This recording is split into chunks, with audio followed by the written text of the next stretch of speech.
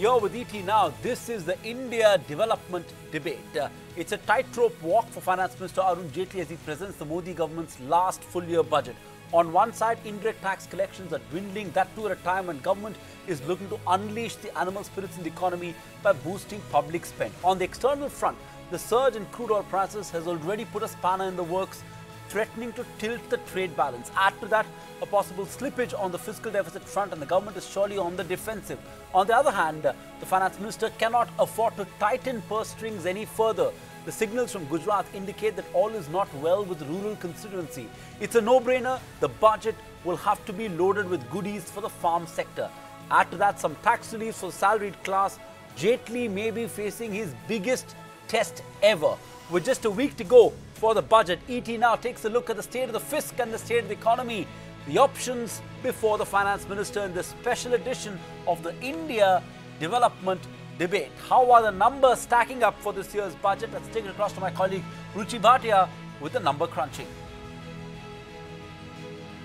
It is budget time and the focus again is going to be on the economy. Things are not looking that rosy. Remember, this is the last budget of the Modi government and it is going to be a tightrope walk between growth and fiscal yet again. The revenue pinch can already be felt and there are political compulsions too that have to be balanced, and that is why all eyes are on that big number, the fiscal deficit number of 3.2%. Because remember, the last time when we did see a massive slippage, it took us a long time to really get back to the path of fiscal consolidation and fiscal prudence. And really, in one way, a big feather in the cap of the Modi government has been fiscal prudence. Look at the steady decline from 4.1% to 3.2%. That is what we are estimating for this year. But it is not going to be an easy ride. Remember, low revenues are a sore point, and so are the GST collections, which have been wobbly so far. Although we are just beginning to see that reversal in the trend, but it's still very wobbly. Add to that the additional borrowing of close to 20,000 crore rupees that has already spooked the markets, and the markets are of course fearing missing the FY18 fiscal deficit target for this year. So remember, last year was a year of disruption, GST coupled with demonetization. And that is why one will really have to watch out for if the government adopts the NK Singh panel's recommendation, the FRBM panel's recommendations on gradually bringing down the fiscal deficit to 2.5% from the current level by FY23. In fact, they have given a complete glide path. They are saying the government should be targeting a 3% fiscal deficit for both FY19 and FY20. They've also given an escape clause for any unforeseen circumstances, especially like demonetization and GST, where the government can look at a 0.5% margin in terms of meeting their fiscal deficit target, and are also talking about the fiscal council formation. So that is something that we will have to watch out for, whether at all the government follows the glide path that has been recommended by the NK Singh panel. But let's look at where things stand as of now. Between April to November, we have already reached 112% of the FY18 fiscal deficit target. But things are slowly beginning to turn around. The direct tax collections have seen a jump and are looking slightly better. There's also hope that better compliance will mean higher GST collections. And as we've been telling you, there's a slight reversal that can be seen. Apart from that, the ONGC-HPCL deal has really made record divestment proceeds, which is of course very good for the government this time around. So one really has to watch out for what that final number is going to be. But as we go into 2018, because it is the last budget of the Modi government, one has to watch out for how the spending is going to happen, because the government is looking at a big push for rural sector, health, education, food subsidies. They will have to figure out how to really push infrastructure, and that is why we are saying it is going to be a tightrope walk between the growth and the fisc. Tightrope walk indeed it's going to be. Thanks for that, Ruchi. Let's take it across to a panel this evening then. Dr. Arvind Virmani, President Forum for Strategic Initiative and President of Chintan as well. Shogato Bhattacharya, economist at Axis Bank. Anant Narayan, money market expert, and Maithili Busturmat, consulting editor of ET Now. Dr. Virmani, the budget with just a week away, considering the domestic challenges that my colleague Ruchi laid out there, and the relatively tough external environment with crude now, at levels that the government is surely going to be uncomfortable with. How tough a task is it going to be for the finance minister to balance things out, to walk this tightrope? It's never easy, but does it look particularly tough this time around? As you said, it's never easy. And given that you all agree that it's probably the last full budget of the government, of course there will be a tightrope walk. But I would say a couple of things. Firstly, on your danger point, the oil price, you have to remember that oil prices have been decontrolled. So though there will be pressure, the pressure is actually low on the budget if the government sticks to its decontrolled decision. In that context, the danger from that directly on the budget is much lower, because part of the effect will be that nominal GDP will rise a little faster, though there will be some difficulties on the revival of private consumption, because the oil price rise will then basically act like a tax, a foreign tax on domestic consumers. Having said that, the other part of it, I think I have disagreed earlier, and I want to restate, I think it's the wrong time to expand the fiscal deficit to provide a stimulus, and therefore I expect that they will stick to the fiscal deficit targets. The points you have made on the GST are of course relevant, but I think one of the errors that people who look at the monthly data are making, that there is seasonality in tax collections. Most people focus on direct taxes, where the seasonality one has also looked at, but they are not aware of the seasonality in indirect taxes, where there tends to be a spurt of activity towards the end of each half year. So we are actually in this part of the half year, we are actually at lower activity if you think of it in seasonal terms rather than in trend terms. So overall, there is still almost 3 months to make up any shortfalls through disinvestment, some of which has already happened. I think people have said that perhaps 20,000 crore more of disinvestment has occurred than was targeted. So I don't see as much as a danger to the fiscal deficit as some others have. Okay, and you don't believe there's a case for targets to be busted, Maithili? The rural distress is for real, as reflected in the Gujarat verdict as well. So politically also, it's now costing the government, and even the second quarter GDP numbers paint a gloomy picture of the agriculture sector. Do you think that the finance minister is left with no choice but to go for an expansionary budget? And what are the options before Jaitley when it comes to giving a push to the farm sector specifically? Well, yes, as I said, the farm sector does require more attention, but whether that attention is in terms of more allocation of funds or whether it is in terms of improving the quality of spending, that is a debatable issue. But I think some increased allocation is unavoidable. Given that, I think the finance minister, unlike, here I disagree a little bit with Arvind, in the sense that we're not arguing for fiscal profligacy. What we're arguing for a little bit of pragmatism, given the fact that the private sector has not yet stepped into the breach, and we're not seeing corporates investing, despite all the bravado and the talk that we heard in Davos from all the corporates, praising Mr. Modi and saying how they determined to invest in the country and how the country is looking up. We've yet to see the private corporates walk the talk. So in such a scenario, when growth is not looking up, I think the economy might, be in need of a slight push. It's not a huge expansion that we're talking about, but a slippage from say about 3.2 to 3.3 or 3.4. We've already, as Ruchi said, crossed 112% of the fiscal deficit by November. So it's going to be very difficult, even though, as Mr. Vidwani said, the last quarter does see increased revenue. So I think a marginal slippage of the right kind would not, be so catastrophic. I think we need pragmatism rather than a very rigid view, a fiscal fundamentalism. We don't need a very zealous view of fiscal deficit. You don't need a zealous view of the deficit. We've clearly got two different views coming through already, and that's something we will debate in this show. But Shogoto, very simple question. Do you see the government meeting the 3.2% target that they've achieved? Let's talk about the next fiscal later, but the target for this fiscal is 3.2%. Given the state of the fiscal right now, do you see them meeting it, or do you think they are going to bust it?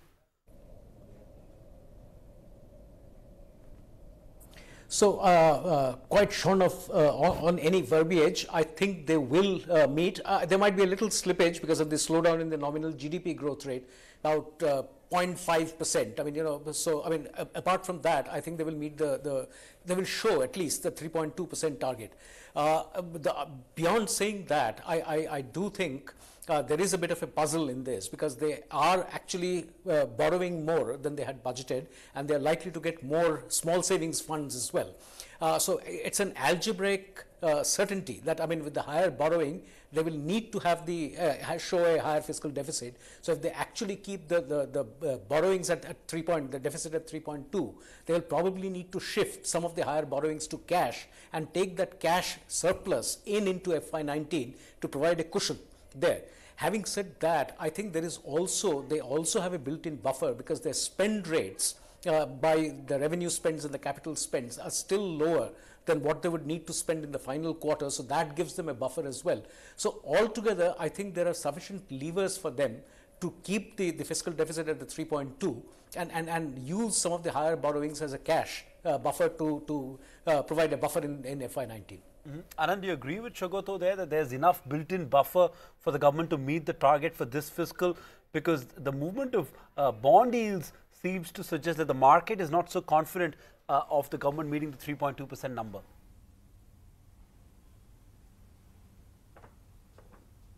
The market is clearly, Sandeep, reacting to the fact that the government is borrowing more.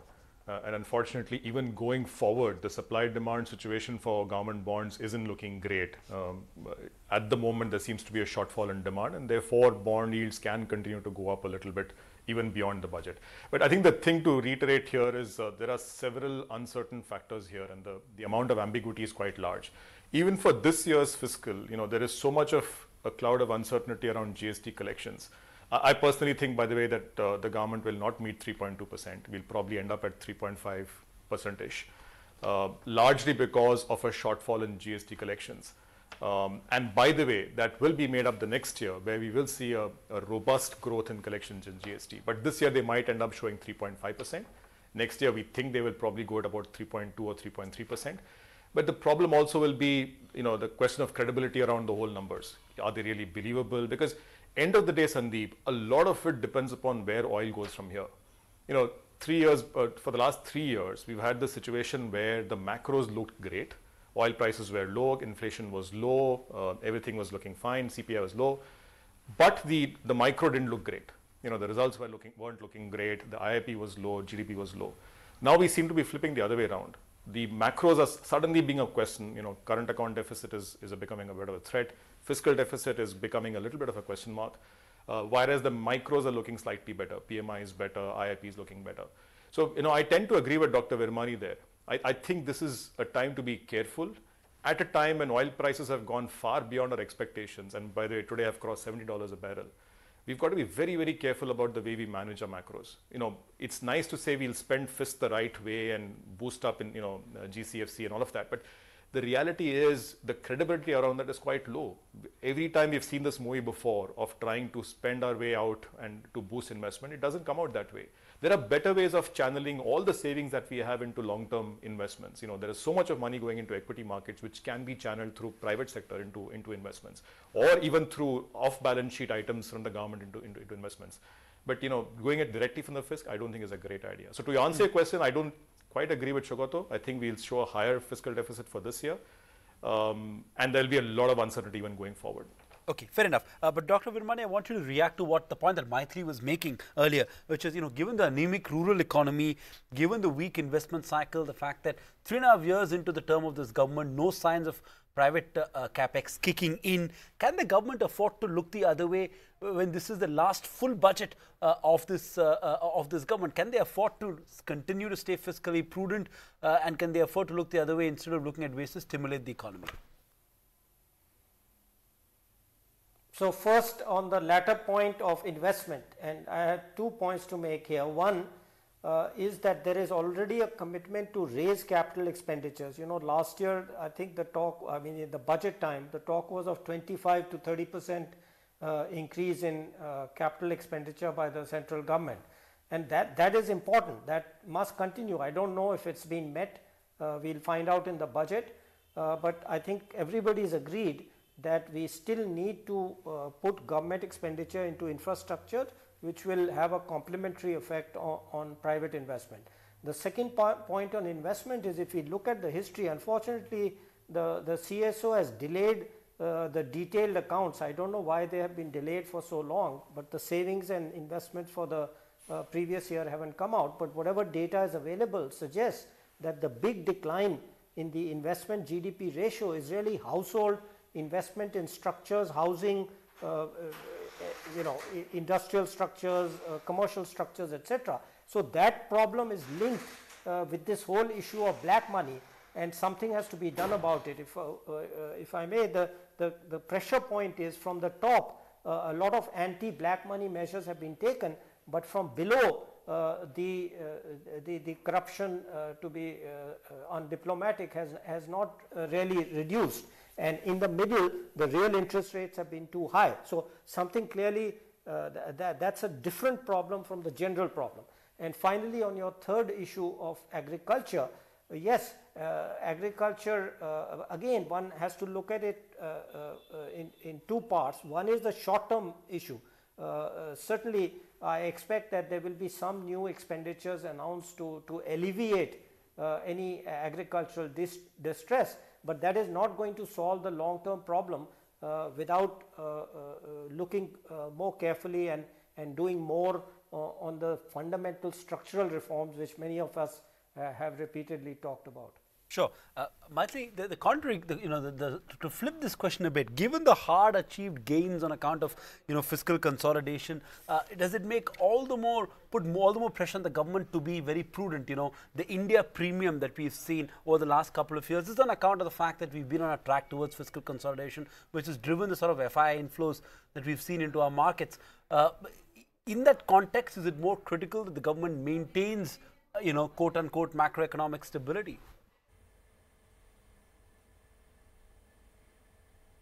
Well, yes, ideally, particularly because rating agencies set so much store by adhering to that fiscal deficit target. But the fact is that we have set up an expert panel to look into this entire thing. The FRBM committee, expert committee under Mr. N.K. Singh, had in fact gone into the entire issue and then recommended that whenever there is a structural reform of a huge, kind of earth-shattering nature almost, which is likely to impact the growth, then the government could take a cushion of a 0.5 percentage point leeway in its target. So you already have that cushion available to you. So all the government needs to say is that, we're utilizing this leeway given to us by an expert committee which went into the entire issue and then has recommended it. Remember, Sandeep, the fiscal deficit target, the FRBM targets that we're talking about, they should have been achieved more than a decade ago, but we've seen that they've been progressively pushed back under Mr. Chidambaram, when we had the pause button and then we revised the roadmap. So markets also, yes, they forget. Yes, they may be very harsh in the short term,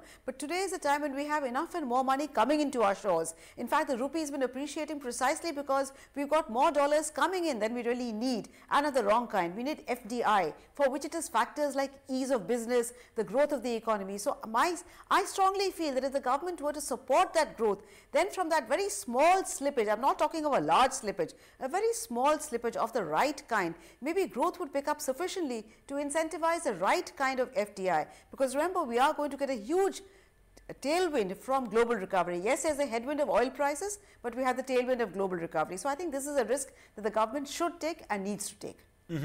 Shogoto, react to the point that Maitree is making on the escape clause that's there in the N.K. Singh committee recommendations. Will the market be okay if the government were to invoke that escape clause and justify it, saying that we've undertaken two structural reforms in the form of GST and demonetization, for those who would like to call it a reform, and so there is a solid case for the government to invoke that escape clause? How would the market react to that?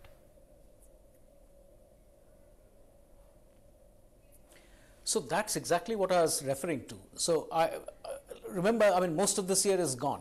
So whatever spending that the government has done, front-loaded the spending, whatever revenues have come in, I think there are only 2 or 3 months that remain in this. I think the sheer crux of the public expenditure that Maitree is talking about, particularly in a pre-election full budget, last full budget year, is going to be concentrated entirely in FY19, and that's where you need the cushions.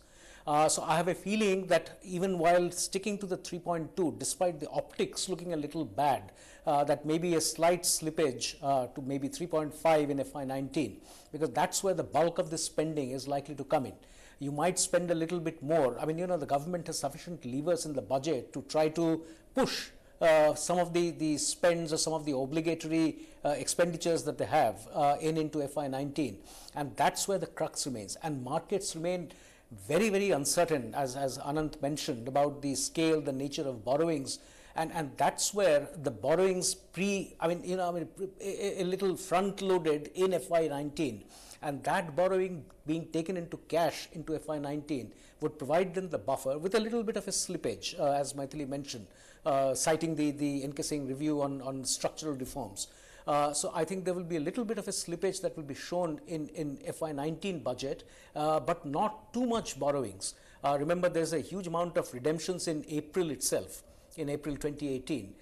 So the borrowings that have been done, the excess borrowings that have been done this year, will act as a buffer for a little bit of a slippage and keeping the amount of borrowing in check, so that rates don't slip too much from the current levels.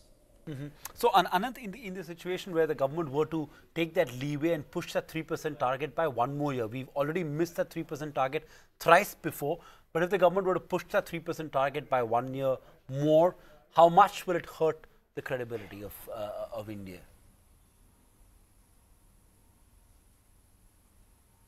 I think that's pretty much baked in, Sandeep. I don't think too many people are expecting a 3% target for the next year. The government might give a positive surprise by saying they're going towards 3%, but frankly, the credibility around that number will be a question mark. Because let's face it, end of the day, one big moving part in all of this is going to be where oil prices end up the next year. You know, a lot of our government revenues now comes from oil. The fact is, petrol prices in Delhi are the same as they were, in March 2014, when oil prices were close to 100. The Brent prices were close to 100. So we've actually increased our tax collection substantially, and which is the right thing to do, by, and kept the prices at the petrol pump the same.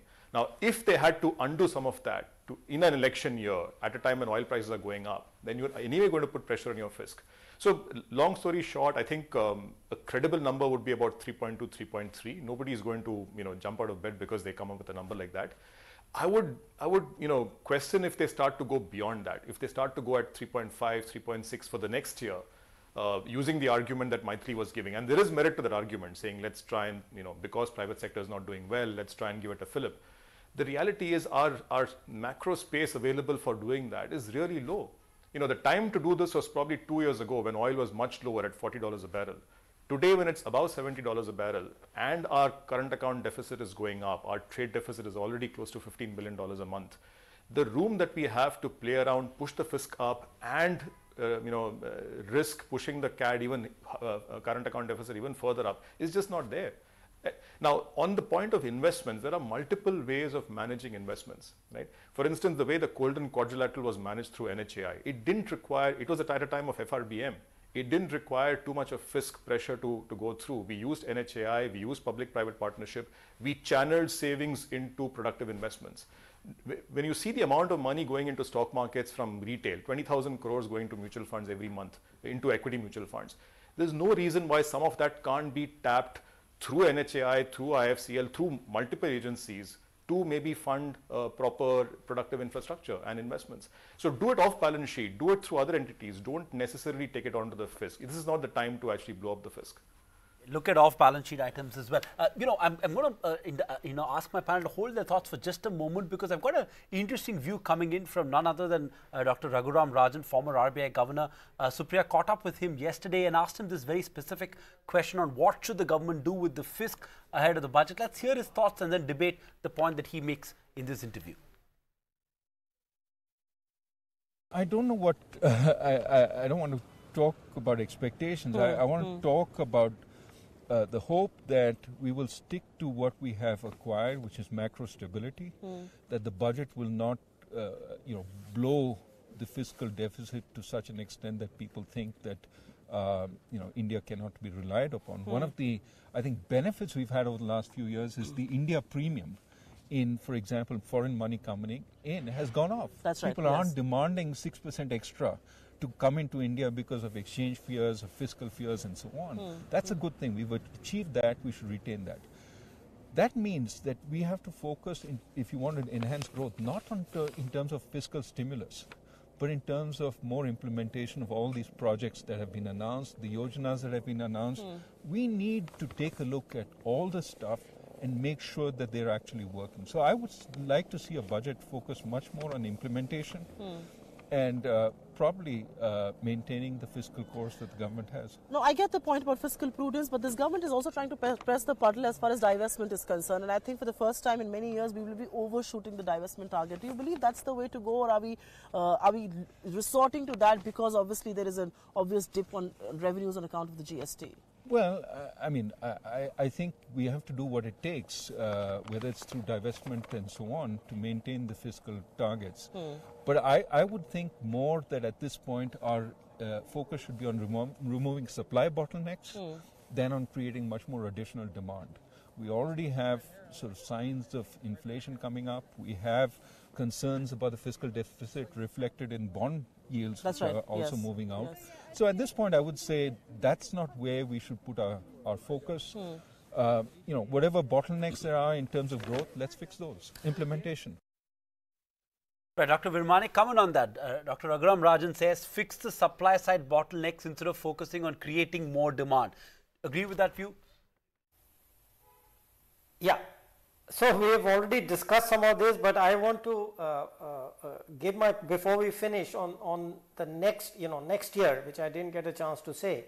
Now, except for the oil part of it, where I think there's a valid point the speaker before me made about whether the government will try to offset the oil price increase by reducing taxes. Leaving that aside, I am willing to go out on a limb that they will stick to the budget deficit targets for next year, and because for where people don't realize that inflation means that nominal revenues also rise. This is what I have seen historically for decades. So actually with the recovery predicted, with the nominal GDP rising above where it's been for a long time, actually it will become easier to meet that target, and I'm reasonably confident in predicting that they will stick to that 3% target. As I concede that there is some possibility, which I would say 50-50, but leaving aside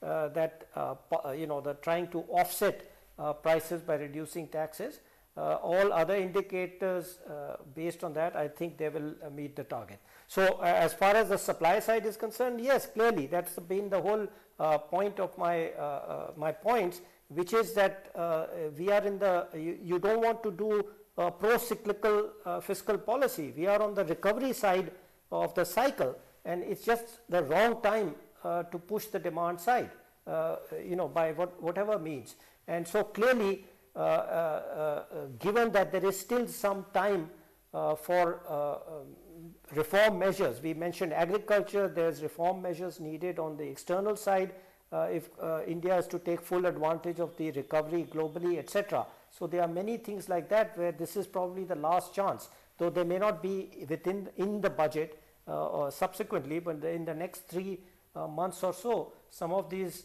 reform measures have to be taken because they cannot be done just 6 months before the election. Virmani is sticking his neck out, the only person in the panel who believes that they'll stick to the 3% target for the next fiscal. But Maithili, I want to react to the point that Dr. Virmani made and Dr. Rajan made as well, which is, given the fact that inflation is again getting into an area which is sort of, almost at the comfort zone, testing the comfort zone of the central bank, so to say, can we afford a counter-cyclical stimulus again at a time when crude prices are going up? So the sort of pressure that this could put on inflation is also something that needs to be taken into consideration. Oh, well, absolutely. It will put some pressure on inflation, but essentially not because of the countercyclical fiscal policy, but more because of oil prices. Because let's not forget that the great deal of the reason for the victory on the inflation front was because of oil, not because of RBI's policy, also because of government's very supportive management of the food economy. So it's going to be a very tough call. Ideally, the government should stick to the fiscal deficit target. And of course, Sandeep, let's not forget there's always creative accounting, which is what we saw in the UPA regime under Mr. Chidambaram when we had oil bonds, when we pushed the expenditure for Food Corporation of India, bills were not paid. So that of course is not what I'm advocating, but I'm just saying that this entire fixation on a particular number, whether it is a fiscal deficit or the inflation target, remember the entire idea of an inflation target was flexible inflation targeting. The idea is that there is a leeway for you to move to a little beyond 4 if necessary. Likewise, in the case of fiscal deficit, if necessary, move a little beyond 3%. So while the government might stick to it, because as I said, it sets great store by Western opinion, that wants a pat on the back from credit rating agencies, but is that the right thing is my question. Should they not take a more pragmatic view given the particular juncture at which we are? And Rajan also spoke about the fact that how wise is it to push demand at a time when inflation is picking up. But the point is that we're talking of excess capacity. If there is excess capacity, and which is why private corporates are not investing, then you have to do demand management as well as supply management. So in macroeconomics, the problem is there is no black and white. There are different shades of grey. It's a tough call, and I think the government should look at it as not a cast in stone. Neither the fiscal deficit nor the inflation target is cast in stone. You have to do a tightrope walk, sometimes this way, sometimes that way, and manage things, cross the stream by feeling the stones, as it were. On that note, we'll slip into a short break here on the India development debate, but when we come back, we're going to talk about the priorities then, given the fiscal constraints, what should be the priorities of the finance minister. Back in a moment with the India development debate.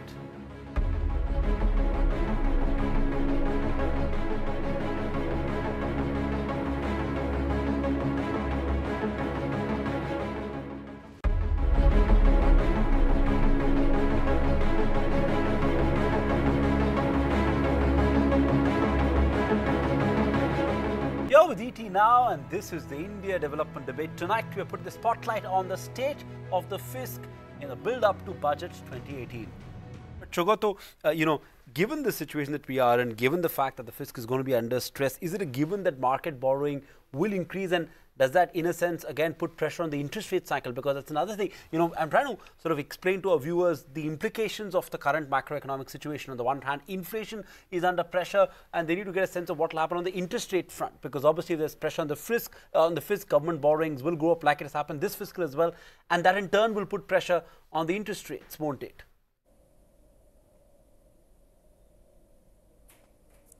So yes, I completely agree that any additional borrowings in this environment where the interest rate, repo rate cycle might turn is likely to put a significant amount of pressure in rates. But stepping back from there, I think what will probably happen in the budget is that there will be a moderate slippage of the fiscal deficit targets, exactly on the lines as Maithili was mentioning. It will be put together as a package. So one part of the package is slightly higher spending. That higher spending will mostly be on the capital side, not on the revenue side. In addition to the higher capital spends, there will be a whole lot of supply side reforms. So we saw a taste of that yesterday in the bank recapitalization package. So there will be other reforms, say in agriculture and some of the other levers that the central government has. Some part of the spends, as Anand mentioned, will be shifted over to off-balance sheet. I mean, either through borrowings, corporate bond borrowings by the financial institutions. So I think there will be bits and pieces of all of these things. So higher capital spends is the key package, together with a package of reforms which addresses the supply side restrictions that now seem to be holding back higher private sector investment.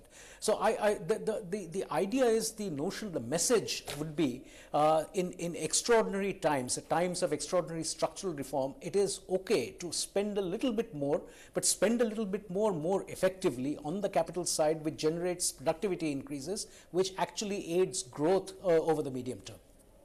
Mm-hmm. An important point you're making there. Since you did speak about the recap bonds, I want to get Anand's quick view on sort of pressure that itself will put. Now, the government is obviously front-loading much of those recap bonds, over 80,000 crores, 88,000 crore rupees. In fact, this fiscal as well. But Anand, how much of a pressure will that put on the government's finances, according to you?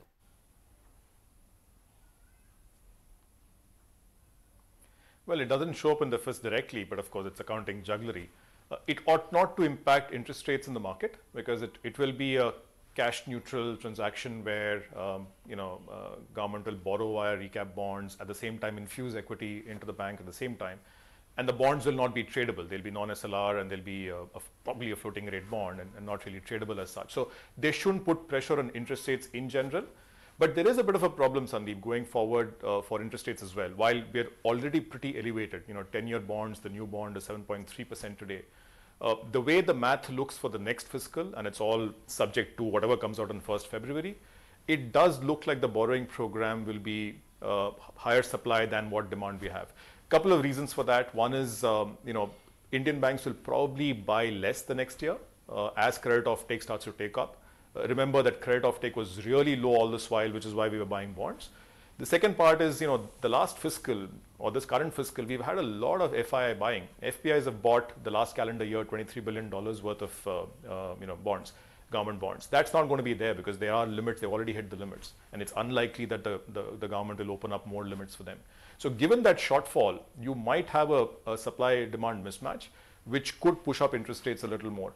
Now, by the way, that's a good sign. If the government is borrowing more and it has to pay a price for it and pay the savers a good rate for it. So you do see uncertainty on the interest rate front. Add to that what I mentioned about the fact that we still have uncertainty on inflation, on oil prices, and overall how much the government will have to buckle for political pressures, etc., and therefore put the FIS to test. So unfortunately, on the macro side and on the interest rate side, we will continue to see uncertainty. Oh yes, we will continue to see uncertainty. Again, I don't want to get too technical, but it's an important point to address, Jaitley, which is on nominal growth assumptions. Now, for this financial year, where the CSO's projected nominal growth of only 9.5%. Now, nominal growth is important because that's the base on which the fiscal deficit number is calculated, right? So, I guess for the government to meet some of these targets, it will need to project nominal growth of at least 11.5%. How feasible is that given the uncertainty that we're seeing around GST collections? Or do you think, like Dr. Virmani pointed out earlier, there's no seasonality to tax collections, and so that will only pick up from here, so 11.5%, 12% number is achievable?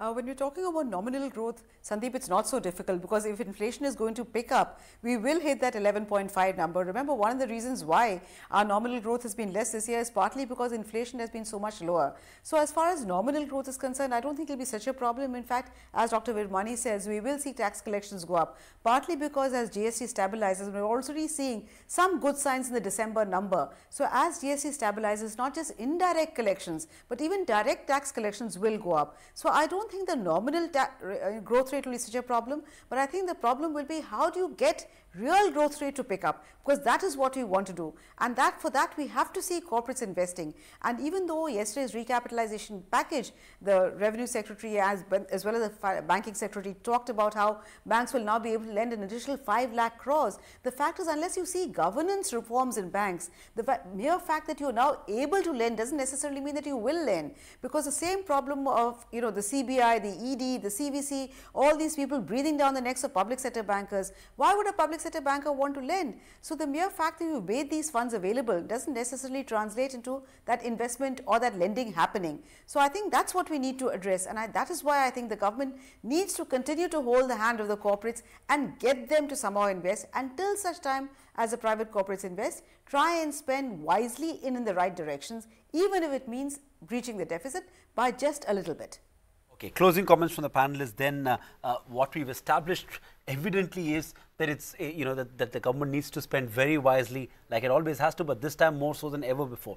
In that context, Shogoto, what should be the priority? Should it be to stimulate the rural economy, which is anemic and ailing? Should it be to try and kickstart the private investment cycle by cutting corporate tax rates as committed in the budget a few years ago? So try and see if it can kickstart private investment, stimulate private consumption, which has been one of the key drivers of growth in this country, put more money in the hands of the salaried middle class.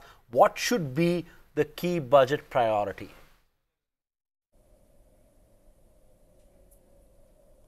So rather than should be, I think all of the things that you mentioned will be features of the budget, agriculture by far and away will be the key priority. So that's a given, and exactly as it should be. I think there will be relaxations in the tax liabilities of households, of consumers like us, various exemptions, etc., and some rationalizations of exemptions. So they might actually cut down the total amount of tax losses that they will make from these exemptions. So that's one. I think there will be additional focus on SME. They have already reduced the tax liabilities on corporate tax liabilities on SME. There might be some efforts there. I think there will be other tax liabilities on tax relaxations on affordable housing. Health and education will be high spends. These are two areas that are likely to spend higher spends, which are not likely to get private investment in a hurry. I mean, there will be private investment coming in at some point in time, but those are the additional spends. So I think all the levers now for growth, the four main levers, private consumption, government consumption, exports and investment. So each one of these will see some push from the tax lever side, from the tax, other than the expenditures. How they prioritize is a matter for the government to decide. Absolutely, how they prioritize. I listed 3 priorities, and Shogoto's rightly added 2 more to it, which is health and education. There is a crying need for more investments in both health and education. So Anand, how does it stack up for you? What should be the one message or the one broad theme with which you expect the government to craft this union budget? So first off, I completely agree with what Shogoto has listed out. I think they're absolutely the right things to do, and the government will do it. It is an election year budget, so they will give taxpayers some relief. They will probably give corporates some relief as well. They will spend on the rural economy, health, education, all of that will happen, which is not necessarily bad, it's good stuff. The only thing I would ask for additionally is for the government to be prudent, given that our macroeconomic space is now limited compared to what it was a year back or 2 years back. Things are not necessarily looking great. The tailwinds that we had of low oil prices, of inflation remaining low, of general macroeconomics looking much better, isn't looking that great. Our markets are kind of funnily poised. Equity markets are at very high valuations. Our FX market is also equally at with a lot of unhedged exposures. Given all of that situation, leave some breathing space. Don't blow up the fisc. Be aware that you might require space anyway if oil was to go beyond 80, for instance, over the coming months. So leave it as prudent. Don't blow up the fisc, and then use other levers to grow investments. Off-balance sheet items. Try and channel savings into long-term investments through NHAI, etc. Do all of that, but keep space on the fisc side and maintain credibility. Don't come with numbers which you intend to break later on. Come with a 3.2, 3.3%. Nobody is going to cry. But then stick to it. Don't try and blow it up. It's important at this time when current account deficit and fiscal deficit is in a bit of question mark and oil prices are going up. Leave space. Don't spend your way out of this hole. Maithi, last word to you. Is this going to be a bit of a more of the same budget, or is this going to have to be an election budget? Well, it will have to be an election budget partly because we are an elected democracy. But I think one more thing that the government is likely to do, and which there's been a lot of talk of, is in terms of long-term capital gains. I think there is a strong case for increasing the holding period, if not to 3 years, at least to 2 years. Because I think there is a lot of evidence also of growing income inequality, and that is something that will go down very well in an election year. So I agree with all of what Anand said and Sugata said, particularly about the fact that fiscal prudence is necessary, but I would just call it pragmatism rather than a very watertight case of prudence.